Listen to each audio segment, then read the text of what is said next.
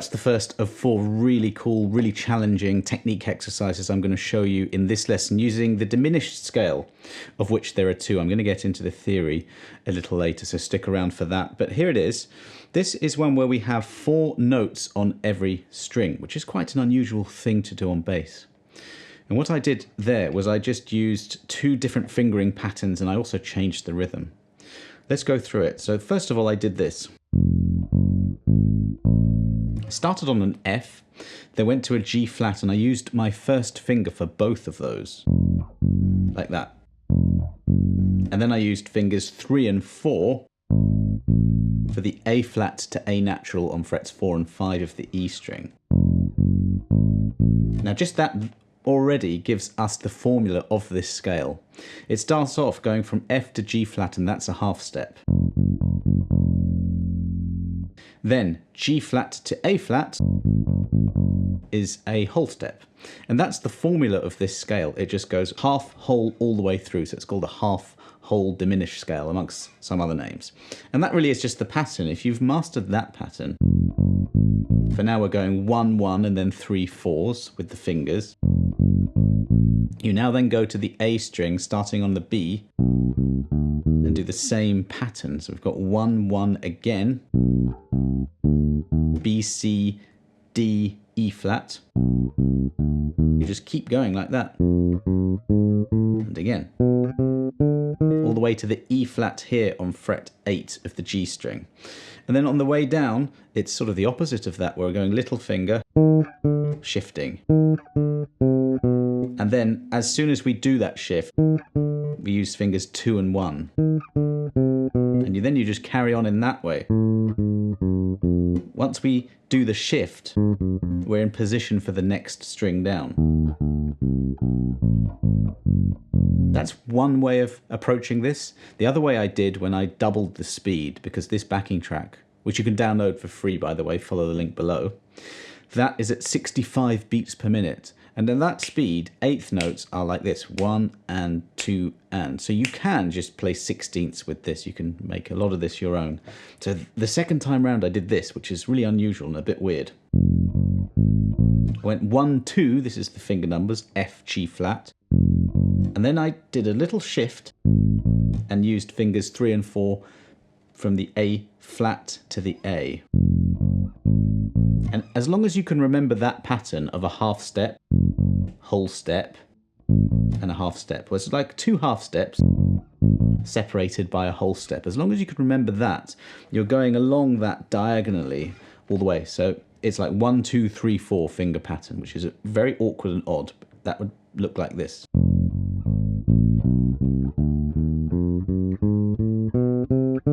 I'm finding that between where that whole step is, I've got to do a very quick and deliberate shift.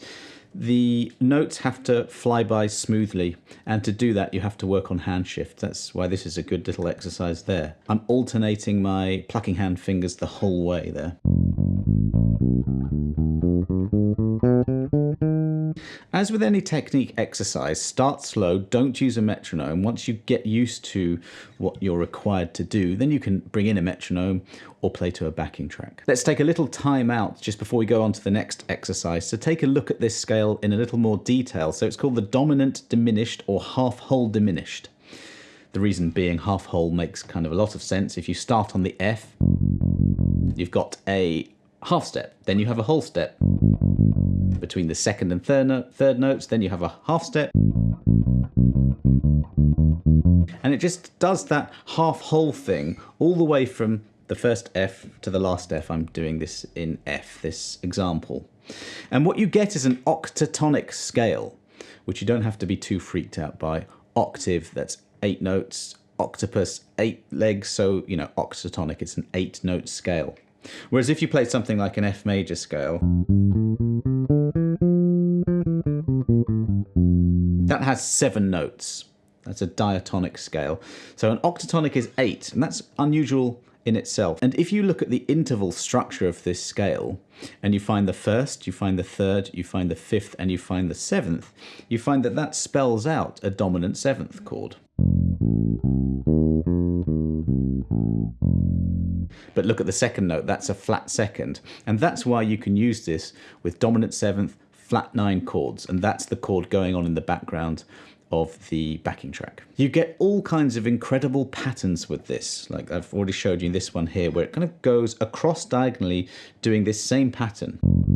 So you just learn that pattern and you go, that's starting on the first fret of the E string. Then you shift up to the second fret of the A string, then the third fret of the D string, and then the fourth fret of the G string. That's one way to get around this. And another pattern I really like, if we put the root on the F right up here on the 10th fret, we have this arrangement.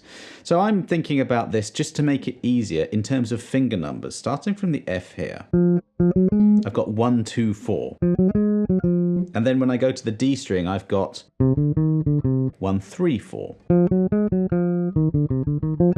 And then if I move that 2-note string pattern up 1 fret and now go to the A and the E strings, it's exactly the same pattern all over again.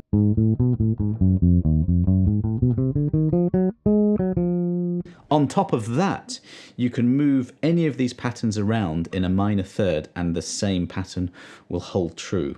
So a minor third basically is the distance of 3 frets. So if I take this down 3 frets,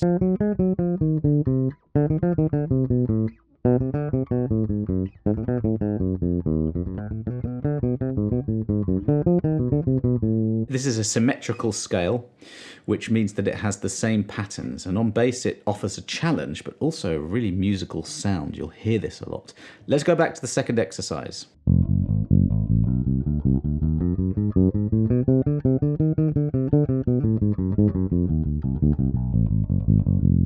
So that was without a metronome, and these are triplets. And what we have here, we're kind of exploiting that pattern again, where you have those 4 notes on every string, but with a combination of 2 different fingering patterns, 1, 2, 4 and 1, 3, 4. I'll go through that slowly.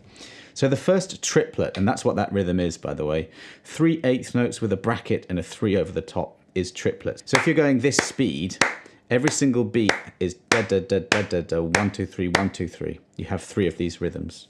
Those are triplets.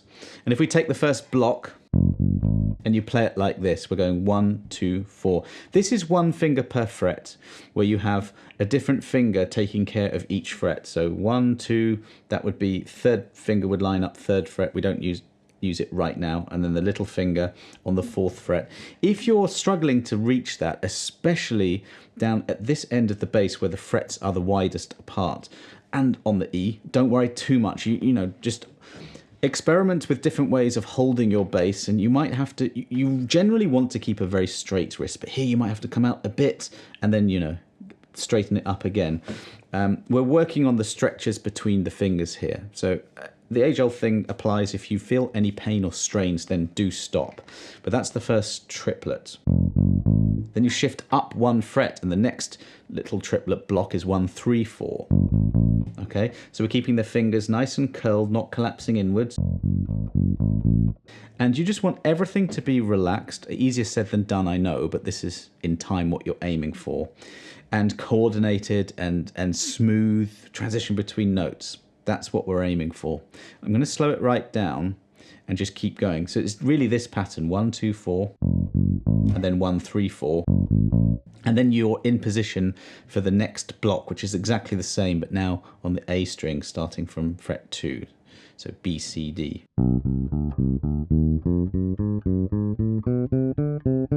This is going alternate the whole way, and I'm just trying to move smoothly and quickly.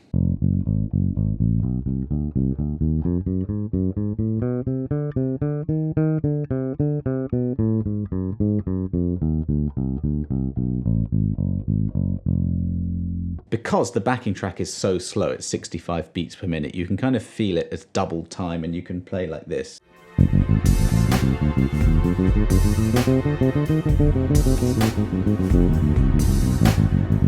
Now that's technically feeling them as 16th note triplets, where you have 6 in every beat. So it's absolutely fine to change the rhythms up with this, or just get, you know, a metronome going like that and go da da da da da da da da da da. However slow you need to go, you go at your tempo. This next one travels across 1 string with 16th notes, And again, it's following that pattern, and this time we're using 1, 2, 4, 1, 3, 4 fingering pattern again, but just going across the string every time.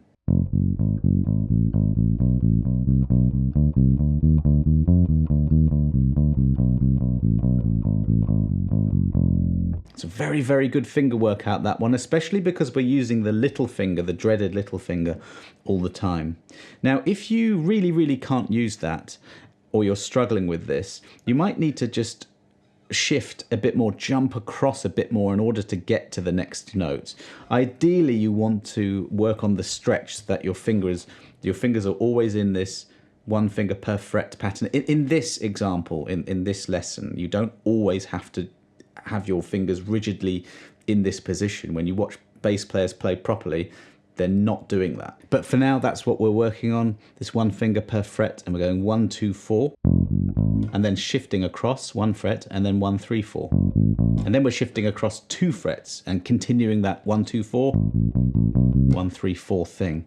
You will get the pattern. Once you practice this a little bit, you'll see this very quickly.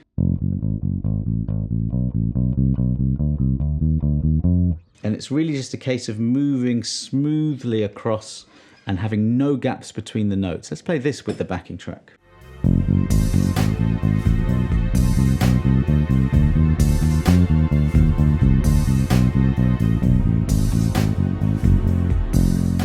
Let's go to the last exercise here, where we've got minor third shifts. I think this is my favourite thing to do with this scale.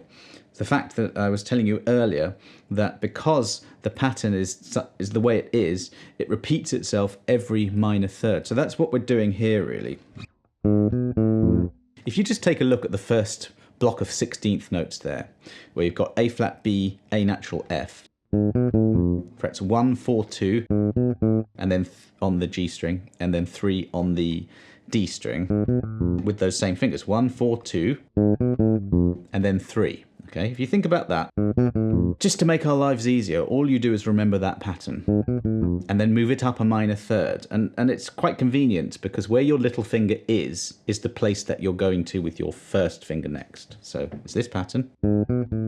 Aim for where your little finger is, that's the 4th fret. Do the same pattern as before, 1, 4, 2, 3, and just keep going that way. And then on the way back down, it's slightly different. So this time, the little pattern, the mini pattern, is finger number 1 on the D string to the little finger on the G string. Notice I'm not thinking about notes now, but of course you can think about that as a way to learn your notes as well. And then 11th fret with your 2nd finger, going to 3rd finger on the 12th fret D string. And that is, again, moving down in minor thirds. We sort of don't have anywhere to mark where we're going. You just have to make the leap of faith.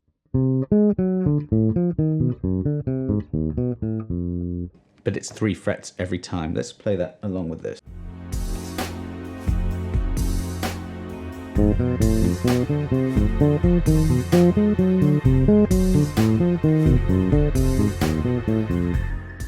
I love that one. That's the biggest challenge in terms of a very quick hand shift.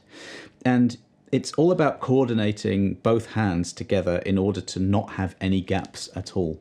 So I like to play that kind of thing without metronome or backing track. You know, try and see how fast I can get it. Yeah, I find that really hard. The thing is just to keep your hand flowing in this direction. You've got to make quite a big movement to get to the next block of notes.